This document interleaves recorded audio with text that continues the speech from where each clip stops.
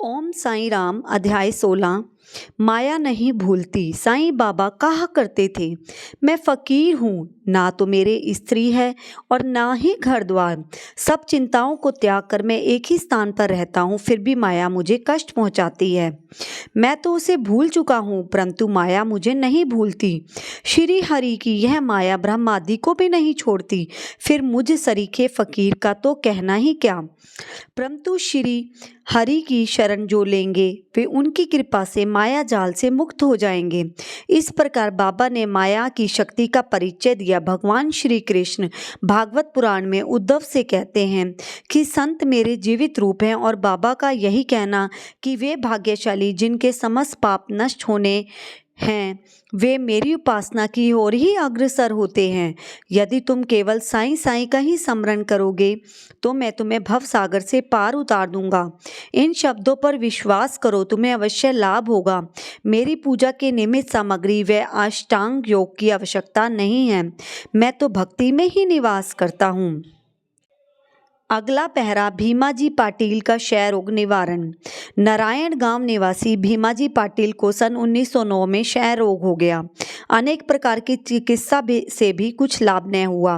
अंत में हताश होकर भगवान से सहायतार्थ प्रार्थना की। फिर उन्हें विचार आया क्यों न साईं बाबा के परम भक्त श्री नाना साहेब चांदेरेकर से इस विषय में परामर्श लिया जाए।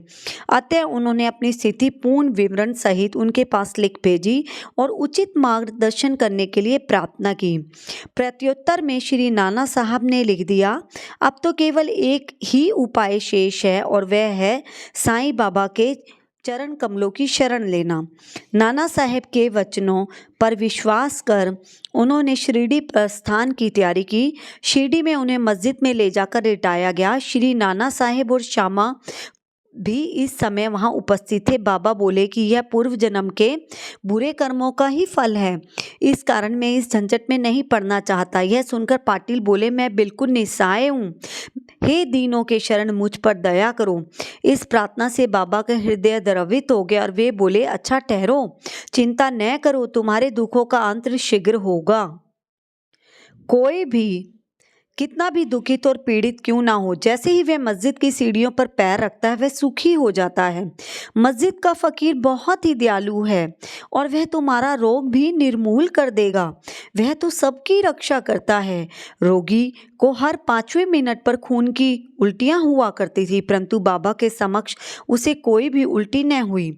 जिस समय से बाबा ने अपने श्रीमुख से आशा और दयापूर्ण शब्दों में उक्त उद्गार प्रकट किए थे, उसी समय से रोग ने भी पलटा खाया। बाबा ने रोगी को भीमाबाई के घर में ठहरने को कहा। यह स्थान ऐसे रोगी के लिए सुविधाजनक और स्वास्थ्यप्रद तो न था, फिर भी बाबा की आज्ञा भला कौन टाल सकता था। यहाँ पर रहते हुए बाबा ने 2 स्वप्न देकर उसका रोग हरण कर लिया।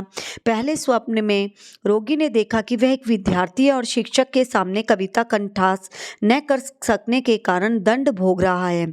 दूसरे स्वप्न में उसने देखा कि कोई हृदय पर नीचे से ऊपर से नीचे की ओर पत्थर घुमा रहा है, जिससे उसे असहनीय पीड़ा हो रही है। स्वप्न में इस प्रकार का कष्ट पाकर वह स्वस्थ हो गया और घर लौट आया। गांव पहुंचने पर भीमाजी पाटिल ने सत्यनारायण व्रत के स्थान पर सत्य साईं व्रत आरंभ कर दिया। अगला पहरा बाला दर्जी का ज्वर नहीं रहा। एक अन्य भक्त जिसका नाम बाला गणपत दर्जी था, एक बार जीर्ण ज्वर से पीड़ित हुआ। जब उनके अनेक उपचार के बाद भी ज्वर ठीक नहीं हुआ तो शिरडी आकर बाबा की शरण ली। बाबा ने उसे आदेश दिया कि लक्ष्मी मंदिर के पास जाकर एक काले कुत्ते को थोड़ा सा दही और चावल खिलाओ। घर पहुंचकर चावल और दही लेकर वह लक्ष्मी मंदिर पहुंचा। वहां एक काला कुत्ता पूंछ हिलाते हुए मिला। उसने वह चावल और दही उस कुत्ते के सामने रख दी, जिसे उसने तुरंत ही खा लिया। इसके बाद बाला दर्जी का ज्वर हमेशा के लिए जाता रहा। अगला पहरा बापू साहेब बूटी का अमल पित्त गायब। बापू साहेब बूटी एक बार अमल पित्त के रोग से पीड़ित हो गए। उनकी अलमारी में अनेक औषधियां थी, परंतु कोई भी गुणकारी न हो रही थी। बापू साहेब की स्थिति गंभीर हो गई। वे अब मस्जिद में जाकर बाबा के दर्शन करने में असमर्थ थे। बाबा ने उन्हें बुलाकर अपने सामने बिठाया और बोले, सावधान, अब तुम्हें दस्त न लगेंगे।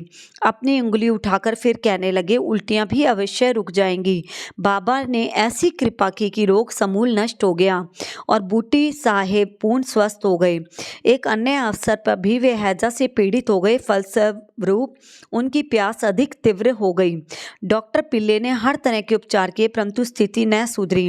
अंत में फिर वे बाबा के पास पहुंचे और उनसे तृषा रोग निवारण की औषधि के लिए प्रार्थना की। उनकी प्रार्थना सुनकर बाबा ने उन्हें मीठे दूध में उबाला हुआ बादाम, अखरोट और पिस्ते का काढ़ा पीने को कहा।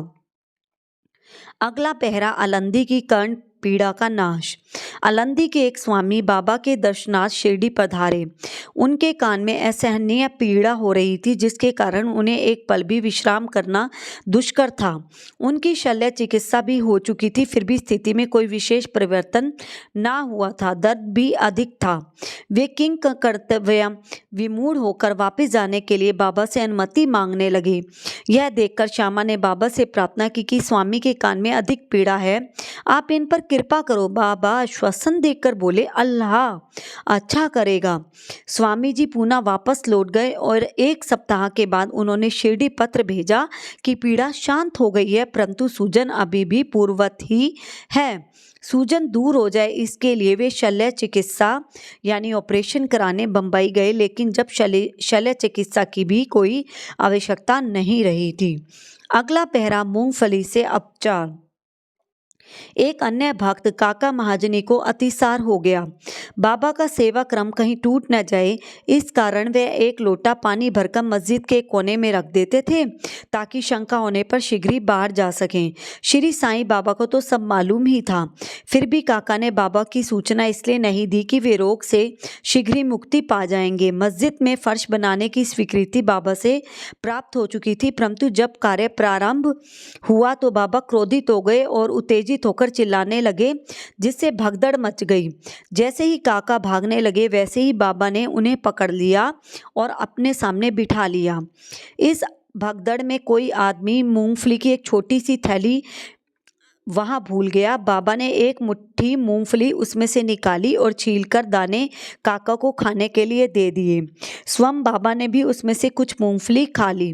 जब थैली खाली हो गई तो बाबा ने कहा, मुझे प्यास लगी है, जाकर थोड़ा जल ले आओ। काका एक घड़ा पानी भर लाए और दोनों ने उसमें से पानी पिया। फिर बाबा बोले कि अब तुम्हारा अतिसार रोग दूर हो गया, तुम अपने फर्श के कार्य की देखभाल कर सकते हो। थोड़े ही समय में भागे हुए लोग भी लौट गए। कार्य पुनः प्रारंभ हो गया और काका का रोग अब प्राय दूर हो चुका था। दत्तोपंत की उदर पीड़ा निवृत्ति। हरदा के श्री दत्तोपंत 14 वर्ष से उदर रोग से पीड़ित थे। किसी भी औषधि से उन्हें लाभ न हुआ। अचानक कहीं से बाबा की कीर्ति उनके कानों में पड़ी और वे शिरडी आए, बाबा के चरणों की शरण ली। बाबा ने प्रेम दृष्टि से उनकी ओर देखकर आशीर्वाद दिया और अपना वरद हस्त उनके मस्तक पर रख दिया। आशीष और उदि प्राप्त करके वे स्वस्थ हो गए तथा भविष्य में उन्हें फिर कोई पीड़ा न हुई। इसी कारण बाबा की सभी जो है सेवा करते थे। इसी तरह माधवराव देश पांडे का बवासीर रोग और गंगाधर पंत व नाना साहेब व चांदोरकर की उदर पीड़ा का भी बाबा ने निवारण किया। इति अध्याय 16। ओम साई राम।